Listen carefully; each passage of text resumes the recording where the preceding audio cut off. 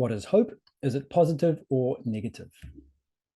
So let's start with a simple definition. Hope is the desire for something combined with a belief in the possibility of its occurrence. So there's two things here that we're looking at. One is the desire for something to happen, and the second is a belief that it is possible. The question, is it positive or negative? I want to reframe. And this reframing you can do with any aspect of human life. You can do it with qualities like hope, for example. You can do it with traits or aspects of your own personality. Rather than asking, is this thing positive or negative?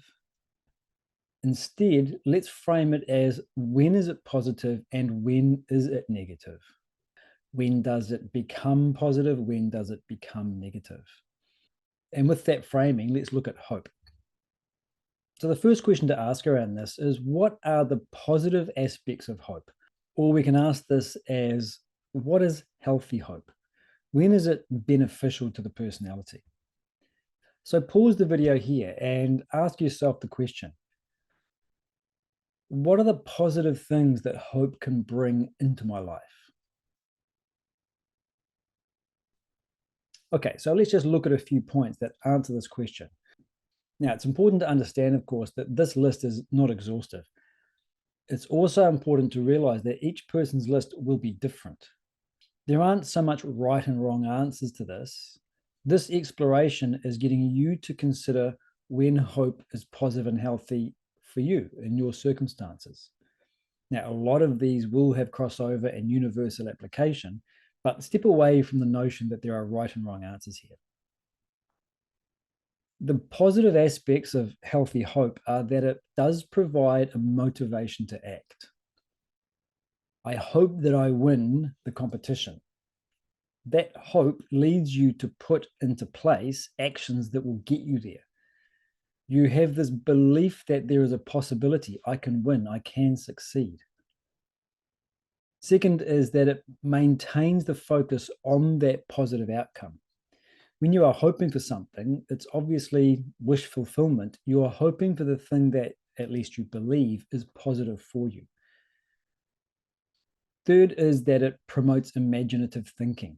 It allows you to visualize the success or the positive outcome that you are trying to achieve. So these are the positive aspects of hope. Now we ask the question, when does hope become negative? When is it detrimental? Perhaps we can think of it as when hope goes too far. So what might the negatives be? The first is that we develop expectations which fuel disappointment. If we are lost in hope, if we have an unhealthy relationship with hope, then when the thing that we're hoping for doesn't happen, we are disappointed, miserable.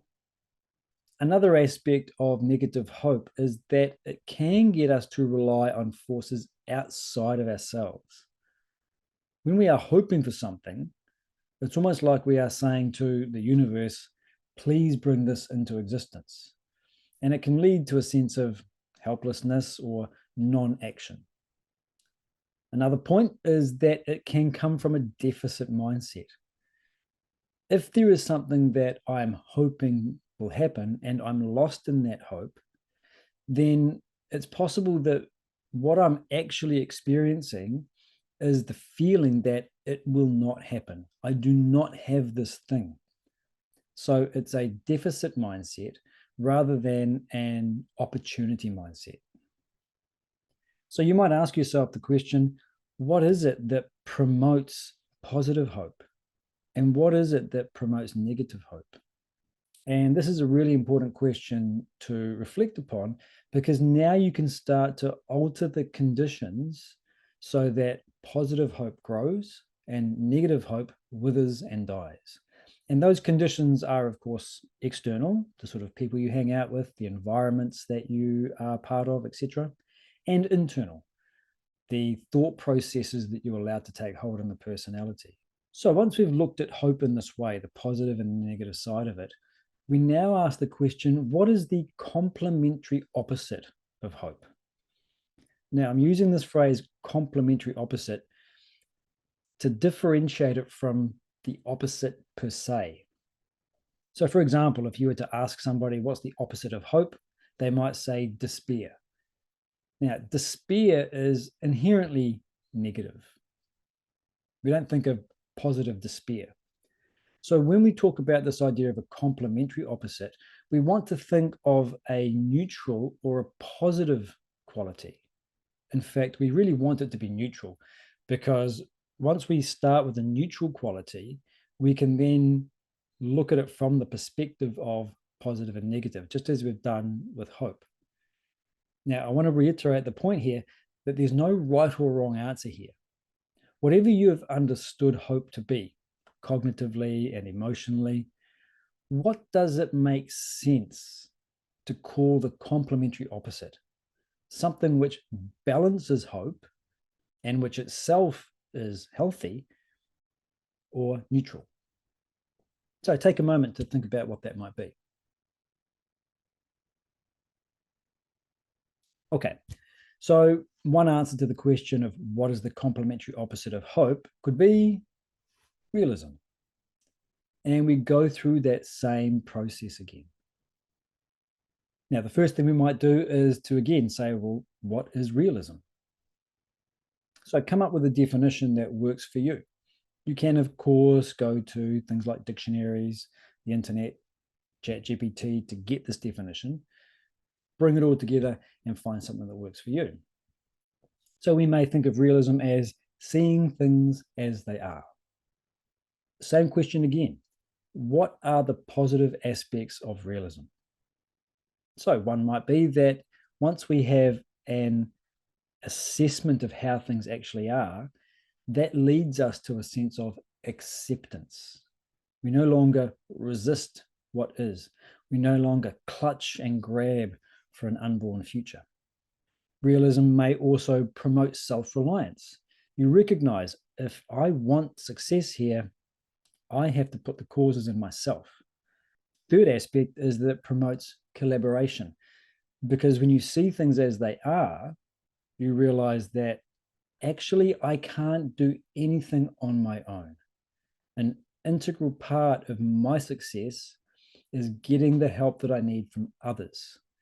Knowing that we all need help, you naturally want to extend whatever you have, your resources and your abilities, to help others. Not in a cynical, transactional way, but simply because you understand the nature of things. We all need help. So these are the positives of realism. But like all of these qualities, it can too have a negative side. So what might the negatives of realism be? Pause and reflect. One of the negatives of realism could be that it does develop despair or hopelessness. I don't have the things that I need. I don't have the things that I want. I'm not happy. This isn't working. I don't have this ability, etc. The negative side of realism could be that we are not factually complete. We have some facts, but we're perhaps not seeing it in the broader picture. Another way that we can think about realism being negative is that it may actually curtail our imagination. I'm only going to stick with what is, with what I can see, hear, smell, taste, and feel through the senses, with what I know to be true. Whereas if you're trying to gain success in any field, whether it's business, romance, personal development, you have to have an imaginative frame of mind to dream, to imagine the picture of your life the way you want it to be, even if it's not realistic. So that unrealistic, imaginative part of you is very important for creating the scenarios in your own mind that you want to move towards. A hyper-realism approach can curtail that. Now, another question you can ask yourself here is, where do I tend to spend most of my time? Am I mostly positively hopeful? Am I mostly negatively realistic? And wherever you happen to be, you ask the question, what do I need to do to get into the healthy zone? Look at quadrants 1 and 3. How do I balance positive hope and positive realism? What does that look like for me? And as you start to explore this, you can figure out ways to ensure that you are moving from 2 to 3 and from 4 to 1 and balancing out healthy hope and healthy realism. So this polarity analysis that we've done comes from the work of Bina Sharma, and you'll see a link in the description where you can learn more about her and her work. So try it out with an aspect of your personality or another quality of life that is of interest to you, and see how looking at it from this perspective reframes it for you and gives you a more healthy perspective on it.